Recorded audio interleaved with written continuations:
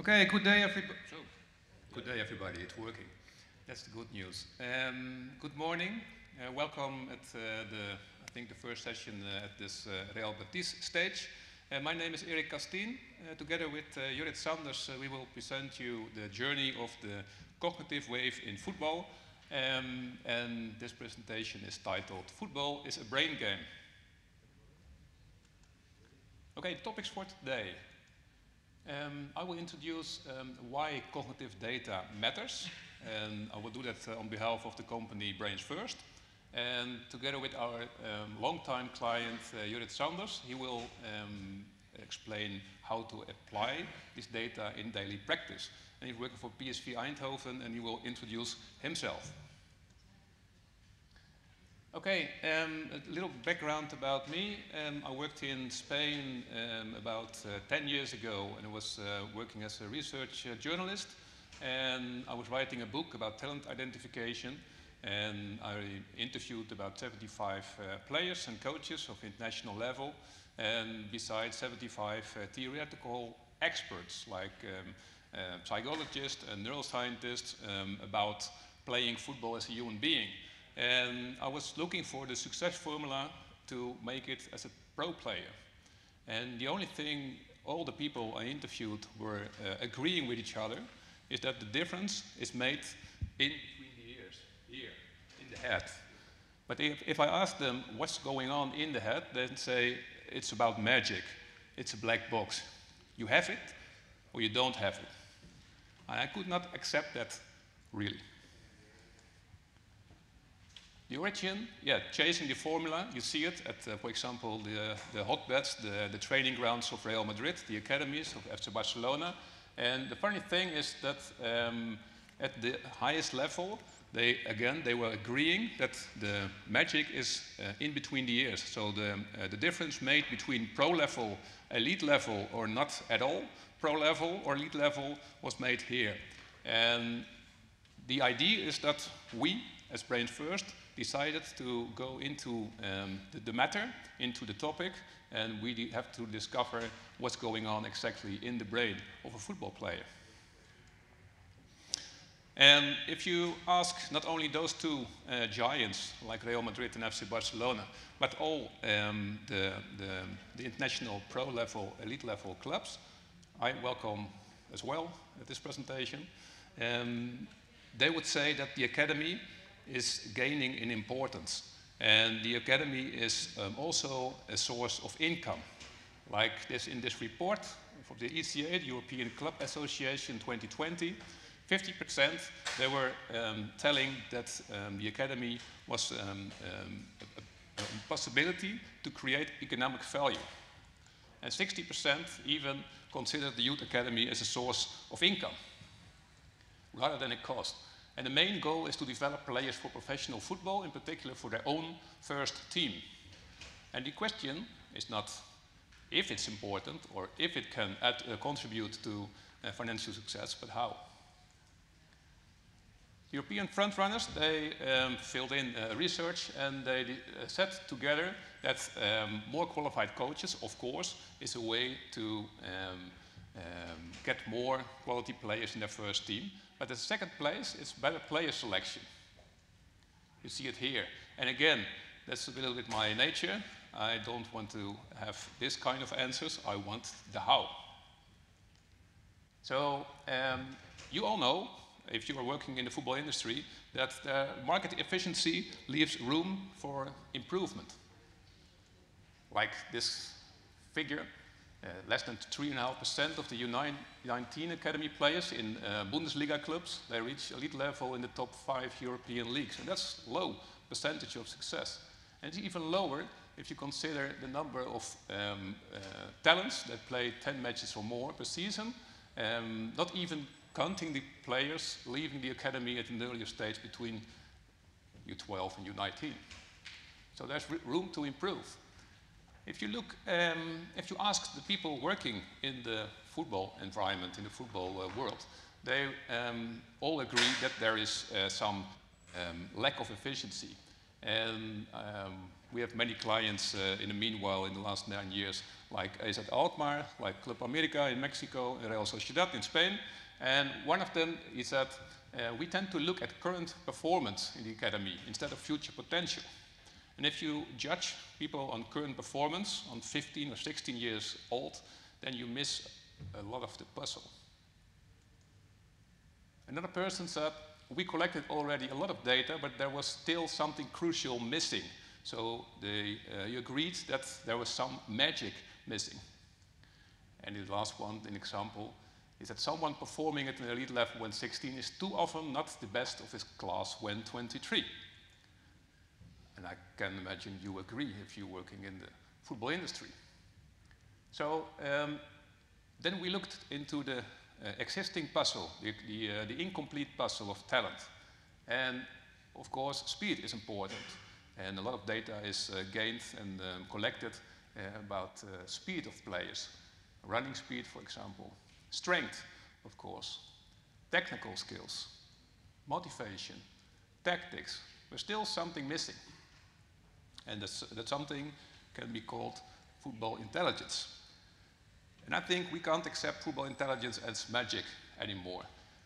If you think about game intelligence, football intelligence, you can think of perception, and analysis of information, decision making, execution process, the adaptation, and the efficiency of the brain. And the funny thing, it isn't magic at all. Of course, it's difficult, it's complex, and neuroscientists still agree that there is a lot to discover still in the medical world. But at the same time, there's already a lot of discovered, and it can be applied to football industry. This is not, of course, very new, because coaches intuitively, they already know that football is a brain game. Like Arsene Wenger said, I like this quote myself a lot, the fastest thing on a football pitch, nothing or nobody is faster than a thought. Then the ball, and then the players. It summarizes nicely the way coaches think about the game. And of course, not only coaches, also players, they also understand that football is a brain game. Like Carlos Puyol, former teammate of Leo Messi, said, there's a special part of Messi's brain allowing him to see the split-second chaos of football in his own personal super slow motion. And that's a nice way of saying it. And you all can imagine that the brain of Leo Messi should be special. So, as a company, in 2013, we had a mission. We wanted to complete the talent puzzle for better informed decision making in academies. So besides the normal puzzle pieces, like tactical, technical, mental, and physical, we added cognitive data, cognitive information to make better decisions on talents. At first, we were looking at what was already available in the scientific world. And here you see an old-fashioned way of testing cognition, testing brain functions, with former player and current coach of FC Barcelona, Xavi. Go. Yeah.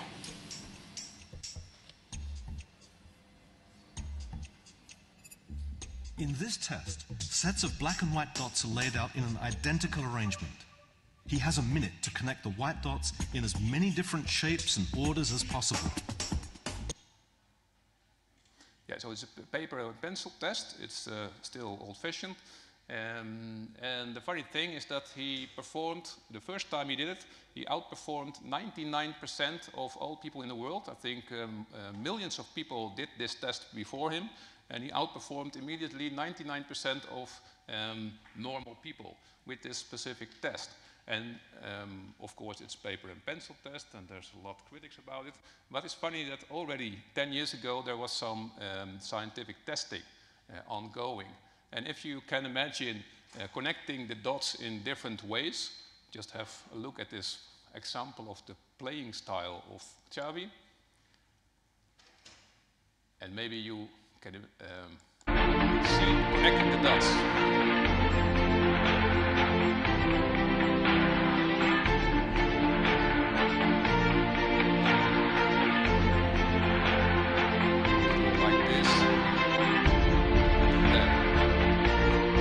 Nice quote of Xavi himself. He said, that's what I do.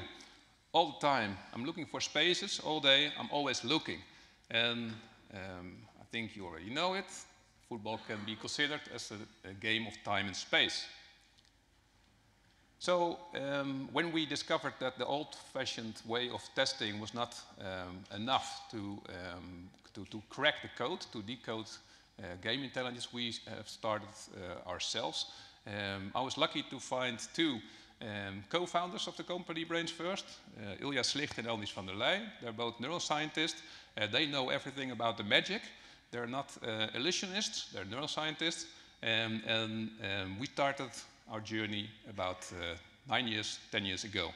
So we repeatedly wanted to measure youth players at the highest level in Holland and outside Holland at first. So 2 times a year. Last year we had about research concluded with 1,000 players and 3,500 measurements in all the time of players at between 10 and 20 years old.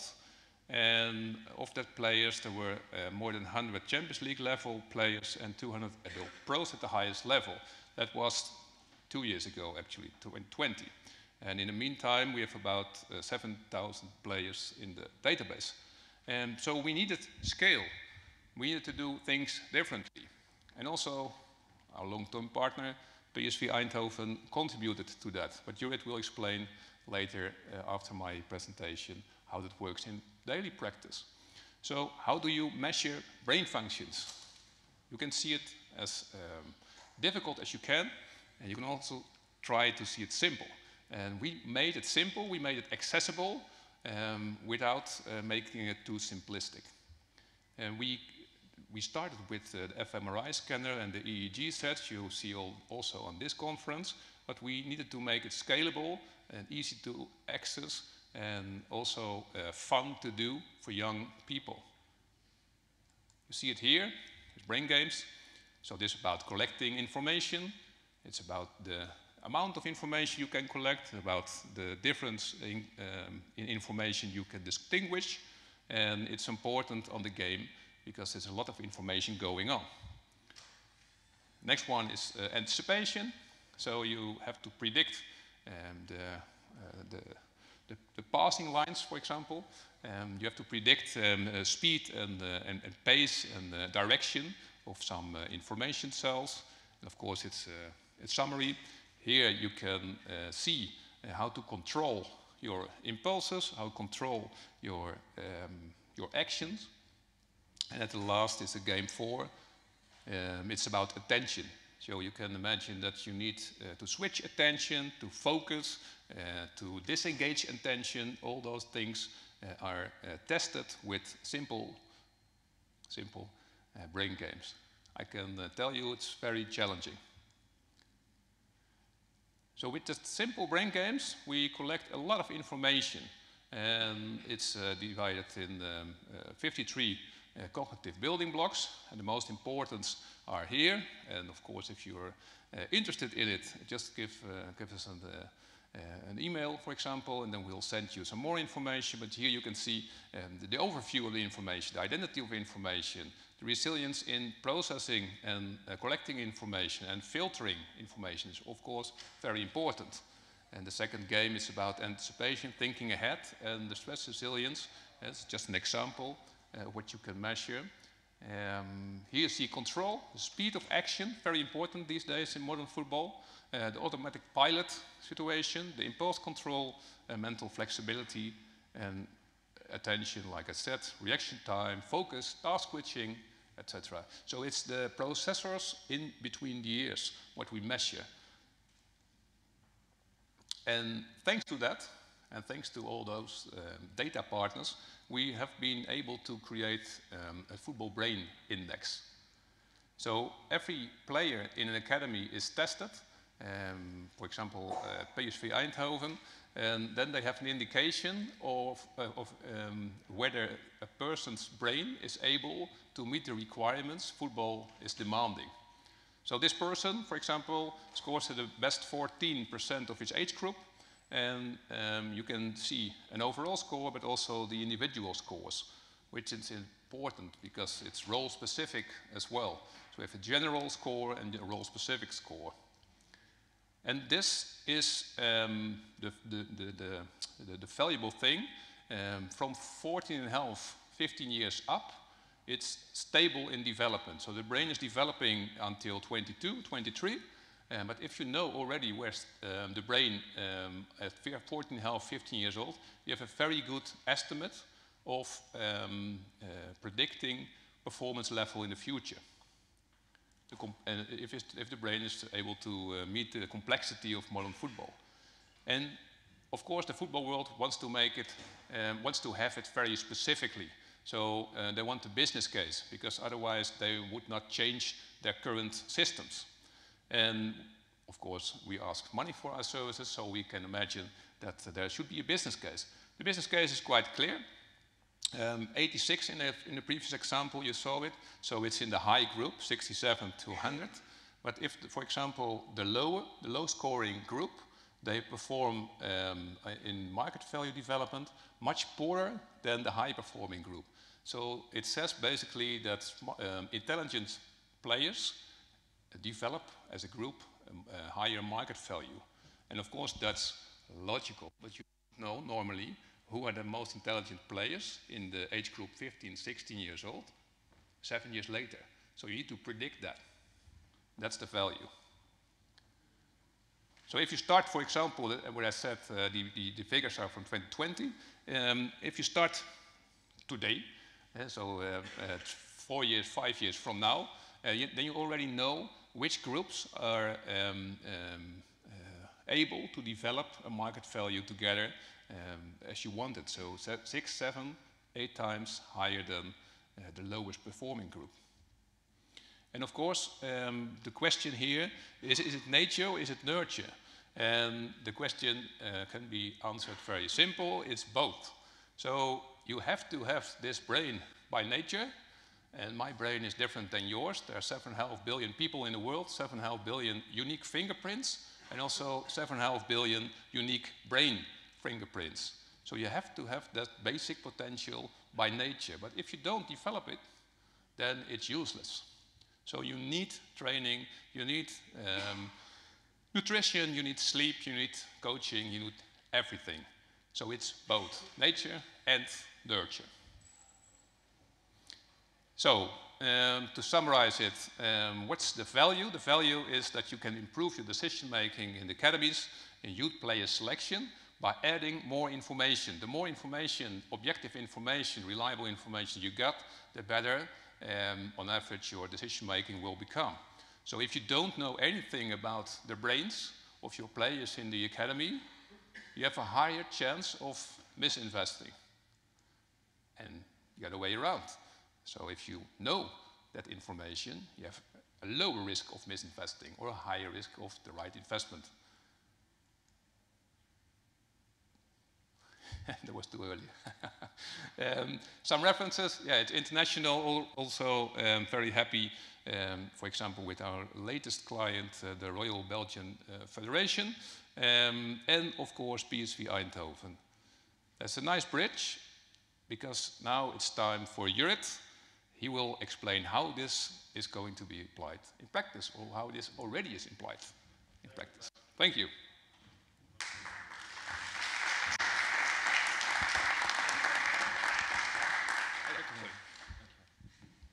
Good morning, everyone.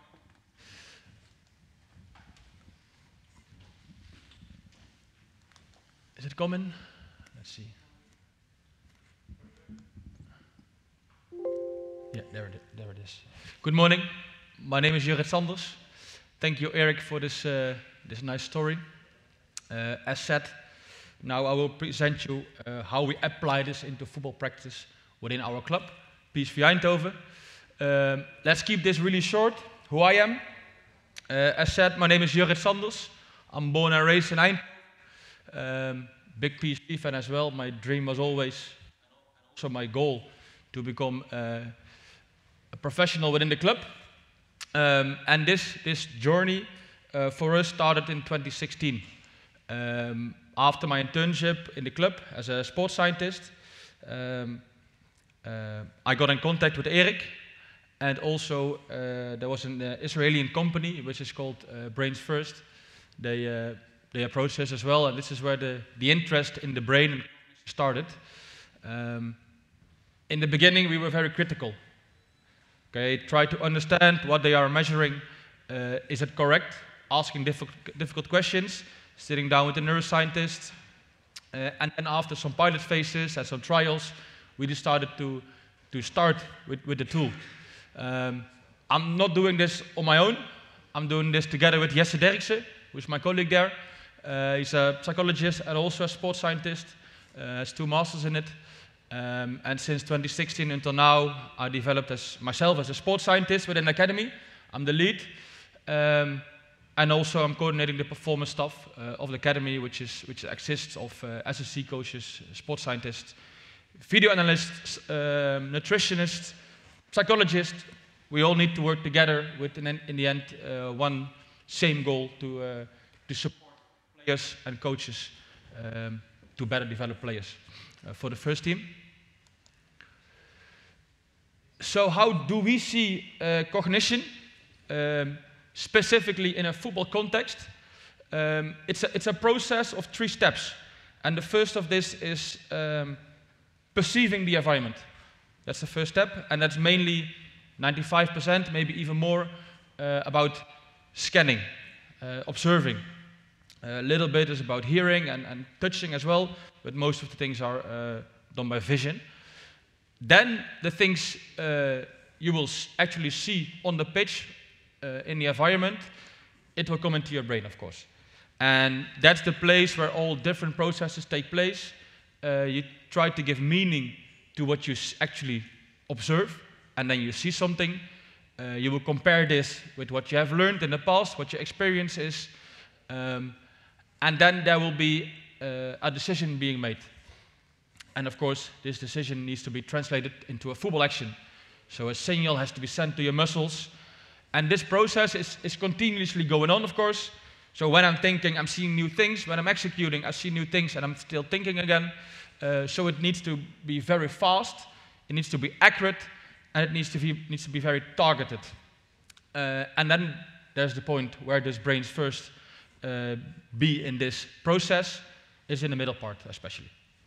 So we focus with Brainsfirst, especially in the middle part, where we try to get insight into this football brain and to understand how does it work, how accurate is it, how fast is it, how much information can it collect, etc., etc., to in the end better support coaches and develop players. But I'll come back to this later.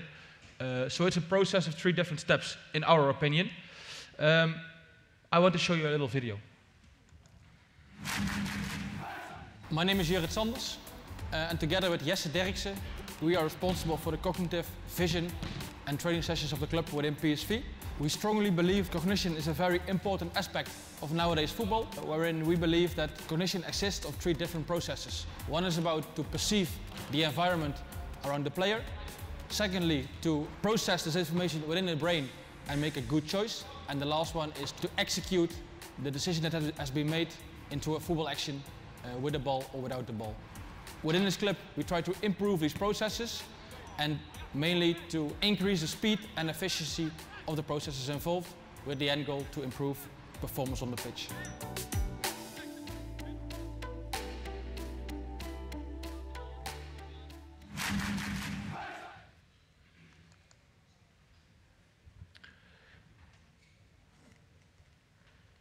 Nowadays football was supposed to be there. In nowadays football, we see the game is getting faster and faster. So for instance, in the last decade, also research has proven this, that the intensity of the game is going up. We see more sprint meters over the last decade, more and more. I think it increased by 30%. That's already a study from a couple of years ago. I imagine it got even higher. And I believe, or we believe as a club, that we approaching the limits of the physical options there, the physical capabilities of the human body, because physically the gaps are getting smaller between the players, between the teams. Also, we see a bigger focus on tactics. Teams play with better organizations on the pitch, and as a result, the distances between players, between lines, they get smaller and smaller. And as you can imagine, as a result of this, there will be less time to perceive, execute, and observe, and decide, of course, sorry. And also, lastly, the game itself, everything around it is getting more and more demanding in terms of stress, because there's more money going on, social media, everything our heroes, our players, they do will be followed by the fans. Everything on and off the pitch. So they're continuously being followed, and the stress on the athletes is getting bigger and bigger. So what we need to deal with is we need to improve these processes, and the players need to cope with these circumstances. In the end, for us, it's the goal to increase the speed and efficiency of the cognitive processes involved in playing football. And as a result of this, the capacity that is needed by the brain will be reduced, and more capacity will be left for other demanding tasks. One of these tasks could be dealing with stress from the outside, but also processes on the pitch. This is for us one of the end goals as a result of cognitive training. And on the right top you see a picture of a brain. It's like a roadmap. You can see it as a roadmap which is in your head. You can train these roads. You can make these roads bigger.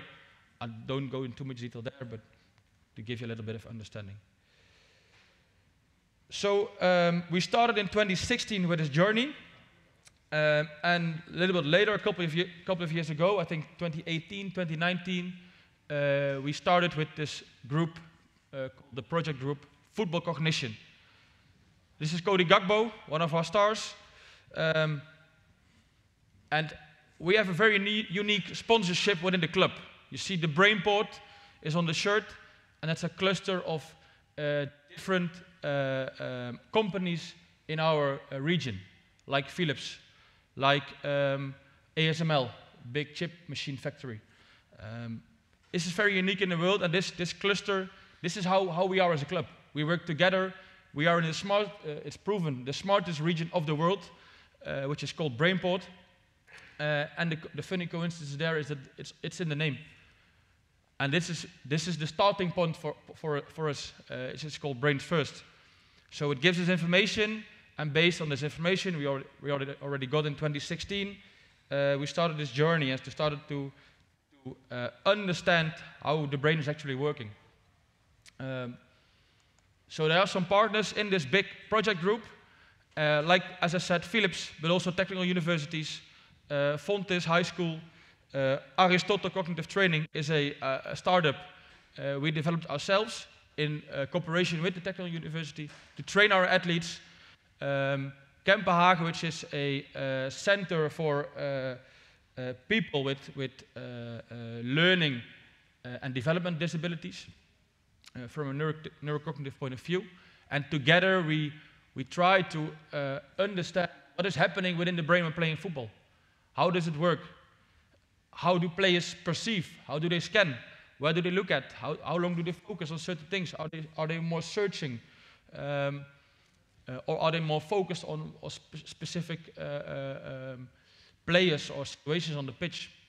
Like Xavi is always scanning for space. So where do they actually look at?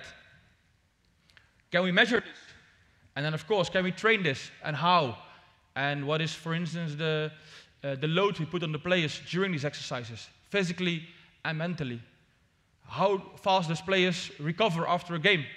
Do we need something extra there, or is it within 24 hours? Is it all okay? Or is it like the physical body works? It needs sometimes 72 hours or even more to completely recover. These are all questions we are trying to answer there. Of course, we use existing data for this. A lot of data. I'll come back to this in 1 or 2 slides. And also, we're very critical on the tools that exist. Like you've seen maybe some companies here. We try to get in touch, see how they work. and see if it fits in this philosophy. So in the last 6 years, we've been doing this like 2 times a year for every player within the club. Also test players, they come to us, and this is part of the testing protocol. In the end, in 6 years, we got more than 600 unique players, over 1,800 unique tests. And Brainsfirst is, they have a platform, a dashboard, where we can go to and see the results of the players. But what we do, we want to compare with ourselves. We created our own PSV norm, we pull the data from it, and we build our own dashboards. So for instance, these are 3 different players, spider chart of the 3 different players you see here, and we focus on 8 different aspects of the cognitive functions within the brain, football specific.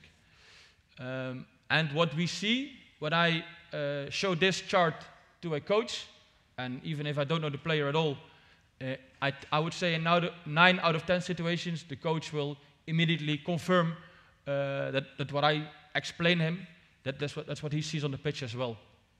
However, with this, of course, you can make it visible, you can compare players, and sometimes you don't even know players. So for instance, on top, you see the working memory capacity.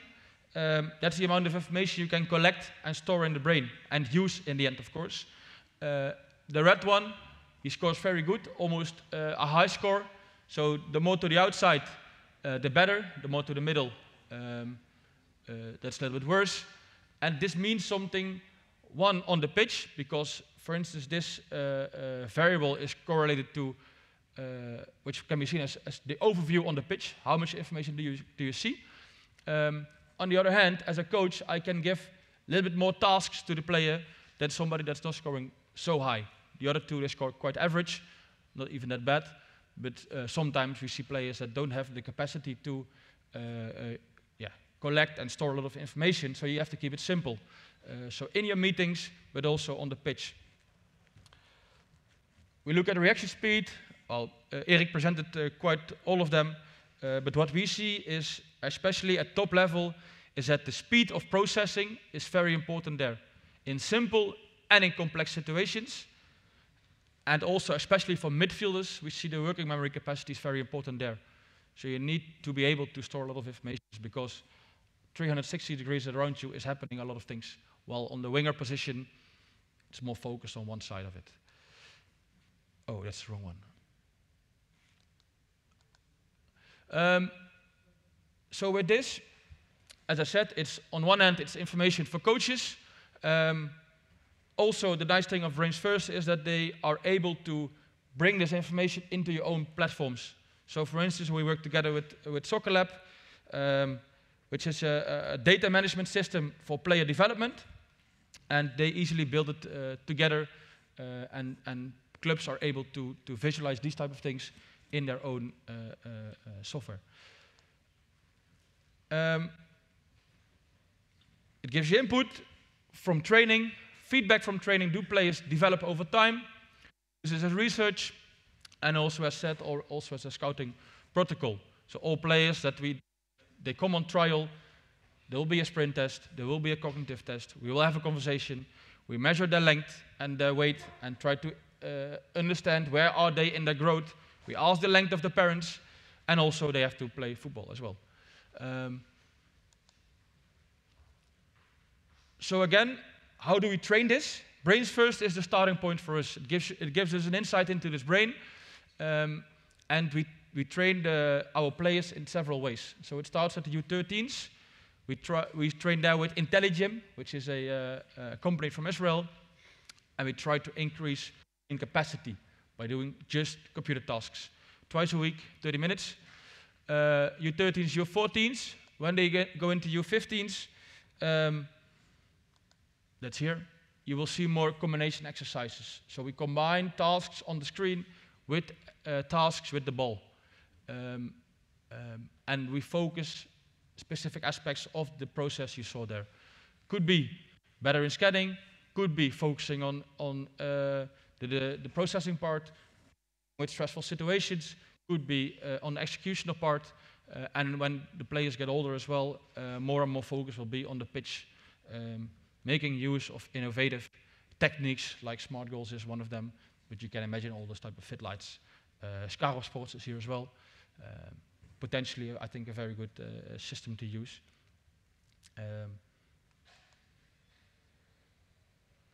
So the last slide. So where do we go to in the future? Of course, we want to better understand how this brain works, especially on the pitch, because still little is known about how the brain works in general, I think. Do sensitive periods exist? So when do we focus on certain type of sessions in which age groups? Do they exist at all or not? Maybe, we don't know. What happens in the brain, of course, doing football tasks? What is the load? How fast do they recover? How do they scan? What do they look at? Something new is learn players to relax. So we are in a conversation now with a company based on EEG measurements. They're able to take a look into the brain, to the activity of the brain, by listening to your favorite music. Now companies are able to learn you how to get control over your brain. So as a result, they think, they prove, they say it works, so we will test, we will pilot.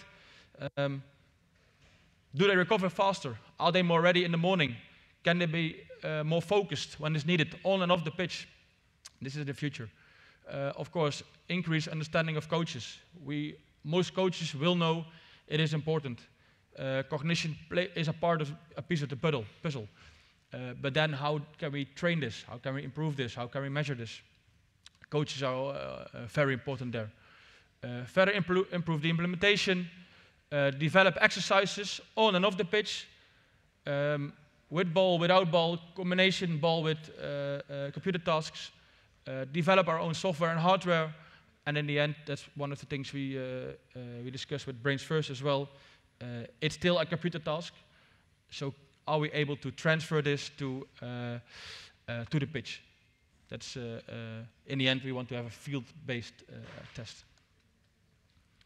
And of course, in the end, the end goal to win prizes with the first team, with as much as possible academy players. So in this case, when we won the Super Cup this season, I think, I know 13 of the players came from an academy out of 25.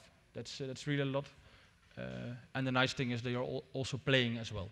So that's it. If you have any questions, we're still here today. You can find me on LinkedIn, Twitter, email, whatever. I hope you like it. And that's it for me. And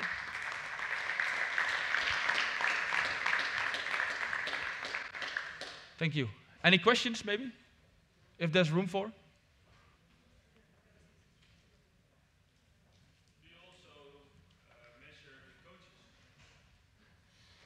Yes, we started with it, but we just had this discussion, I think, 1 hour before.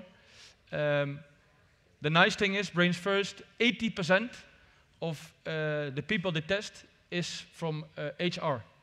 So they test a lot of people in the world, and 20% is football players. So they make profiles based on what's needed in your company. So we are in talks now to improve this also for the coaches. But the question is, what do you want to see from a coach? And all coaches are different. Does he need to react fast? Does he need to be able to switch fast?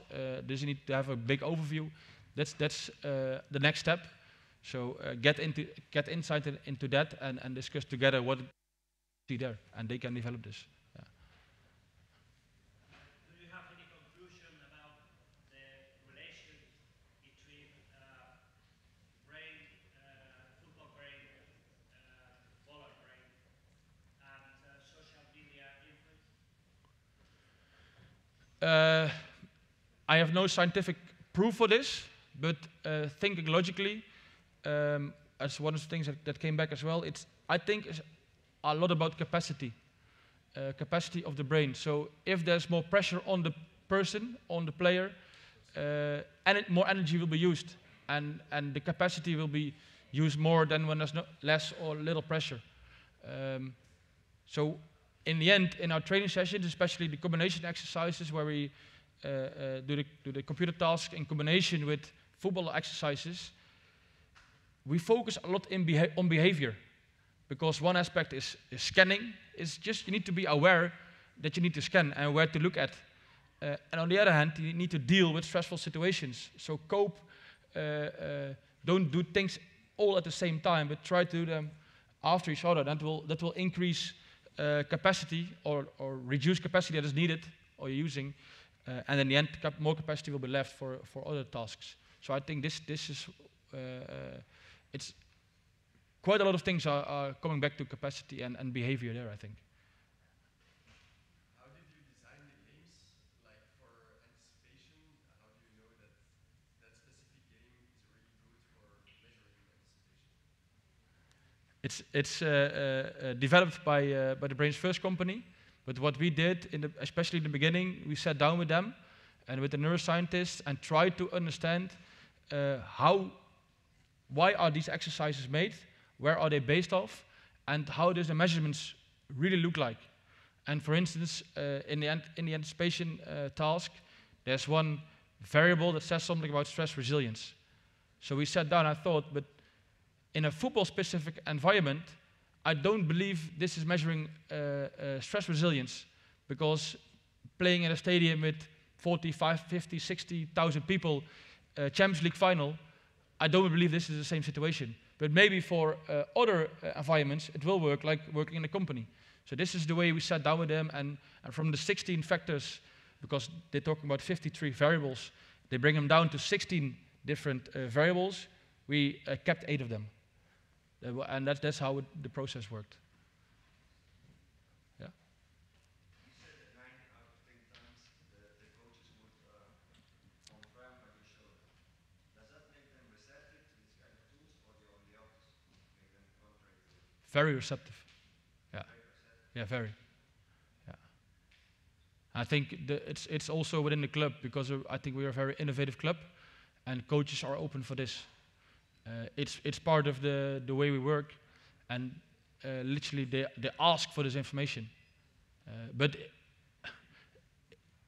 still, in my opinion, data is always supportive. It's never leading.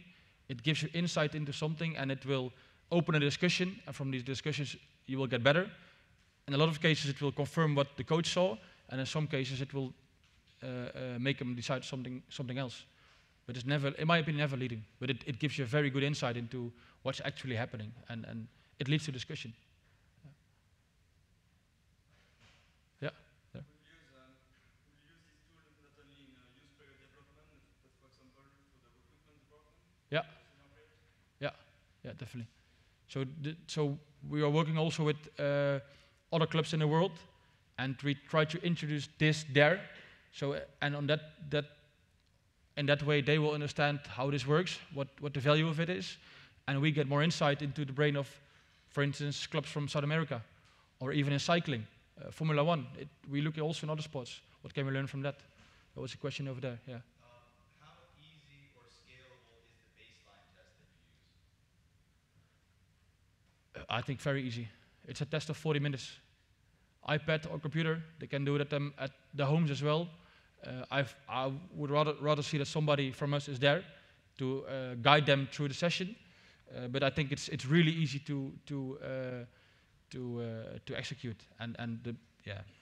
If you just do what it has been said, it's easy. Yeah, 45 minutes in total for the total amount of 4 games. Yeah. Sorry, just the games are just as accurate as like a scientific, like not a blood type test, but it's the same accuracy. Yes. 3 out of 4, and correct me if I'm wrong, 3 out of 4 games is based on scientific testing, like the one you saw with Xavi on the paper, and the second one about anticipation is something they designed themselves, right? Yeah.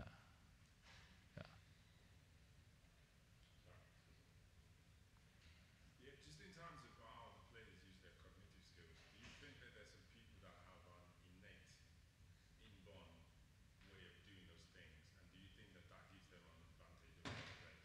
Sorry, say again? Say again.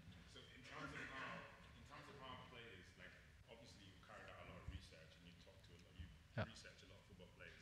So do you think that naturally when you see some football players that have never done this test before and you bring them in, do you feel like they have some kind of natural ability to be able to carry out those tests better than other players? And do you So in 3 of the 4 games, there's no learning effect in it. In 1 game, there's a learning effect. So if you do it 1 time, the second time will probably be better than the first time. And when I'm looking at players doing the test, I already get an insight into the learning abilities of the players. Because do they pick it up early, or do they struggle to get high scores? Yeah, but have you ever met someone and you feel like, oh, I've never done this before, but you feel like they just have a natural grasp for it? Like, you know, sometimes they say some footballers are just born with certain things. Like, they're able to, like, if you look at Lionel Messi, for example, obviously I'm not saying that he didn't train to be where he is, but when you look at certain things, even the way he carries himself on the pitch, he looks like he's got that innate thing in him already, and we're just building on what he already has. So what I'm saying is, based on your research and what you've seen, have you seen those outliers? Because they're going to be far in between. Have you seen those outliers where you feel like this person is just naturally born with this, and all I'm just doing is helping them get better? I think a lot of them. Yeah, because nature or nurture, it's nature. You're fast or you're not fast. It's like sprinting. You're fast or you're not fast, and we can help you to get faster. So maybe from a 6 we can make you a 7 or an 8, but you'll never be a 10. Somebody who's a 9 will always be a 9 probably. Okay, apart from maturation status in this aspect, but that's in the speed as well. What we see is, that's what Erik is saying as well, 14, 15 years of age, we see the piece of the puzzle is already quite fixed, except working memory capacity, the ability to store information in the brain, that will increase over time, still until 22, 23. But again there, if you score 50 on a scale from 0 to 100, it will never be 80 when you're 15 years of age. It might be 60 or 65, but never. So then the question arises, should we play him as a midfielder? Or maybe he's better on the side of the pitch? Or is he number 6 or number 10? Because as a number 6, when you're dominant on the ball, the play will be in front of you. So it will be easier to see what's happening. But when you're on number 10, you have to check the surroundings all the time, and you need to store the information you just saw in the back to use it in front. Yeah.